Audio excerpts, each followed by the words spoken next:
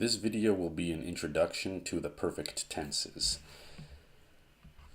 The perfect tenses are the perfect, pluperfect, and future perfect tenses.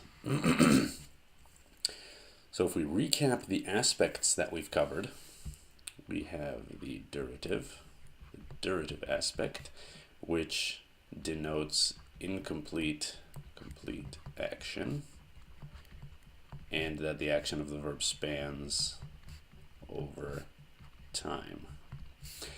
Then we also have the aorist aspect, which, as we've said, gives us no information, no info about the completion of the action, and no information about how it extends over time.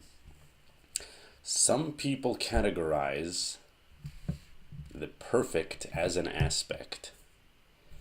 And for the sake of this introduction, I will also do that so that we can understand what the perfect does. So I'm going to put this in quotations. If we consider the perfect to be an aspect, then we can say that this aspect denotes completion of action. So this is incomplete action, this is complete action, and that the results of action pertain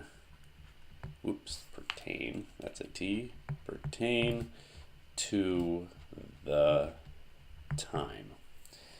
So the perfect tells us that an action has been completed and that the results of the action that is completed pertain to the time in which the verb takes place. It focuses more on the results of the action rather than on the action itself. And if we think of an example in English, let's say you're in a scenario where you're at someone's house and someone invites you to stay for dinner. Would you like to stay for dinner?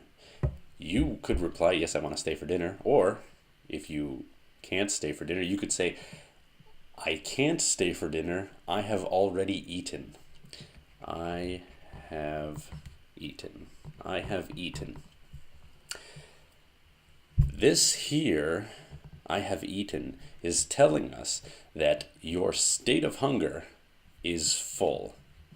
So it tells us that state of hunger equals full. I have eaten isn't focusing on the fact that eating took place. It's focusing on the result of eating, on the result of the completed eating. And the result of the completed eating is that you are no longer hungry. So the perfect focuses on the result of the action, the results of the action, not on the action taking place.